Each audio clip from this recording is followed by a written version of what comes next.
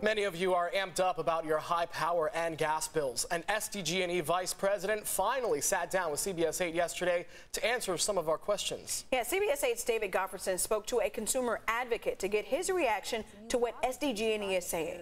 Making money. Have you ever been denied a rate increase? I'm sure we've been denied projects. It was certainly a hard-hitting piece. I got to tell you, I was even squirming in my own seat, and I wasn't the one being interviewed.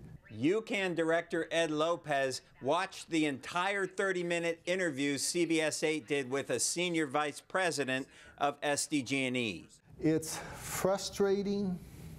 At times, I'm like, I just don't trust what I'm hearing from SDG&E. The executive blamed everything from high natural gas prices and cold weather to high inflation rates for the recent jump in utility bills. They've experienced higher bills at a time when San Diego is also experiencing, a 40-year high in inflation. SDG&E rate increases have outpaced inflation since at least 2013, and they are predicted to continue rising in the future. As even SDG&E seemingly acknowledge, their rates not only now, but have been among the highest in the country. The real problem, according to Lopez, is built-in profits SDG&E makes on capital projects, like the $3 billion spent on wildfire prevention in the East County. They're among the highest rates of return in the country and have been for a while. Is that fair? During CBS 8's interview, SDG&E said it was pursuing legislation to make California taxpayers pay for some of the miscellaneous charges added to our utility bills. Those charges are listed as public purpose programs, and they can amount to between 4% and 6% of your bill. If we want lower bills, there has to be less program cost.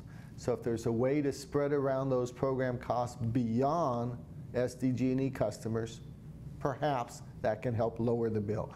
But make no mistake, Lopez says SDG&E spends millions of dollars on attorneys and lobbyists fighting to keep their profits high. I can't remember the last time we've seen them on their own participate in a rate-making proceeding where they say, no, it's high enough. We need to decrease it. Now, that legislation that SDG&E is pursuing has not been introduced, and there's no guarantee it would pass, but we're going to keep an eye on it, and we'll keep you posted. Okay, David, I have a question. How can SDG&E customers make their voices heard on these high rates? A lot of people are upset.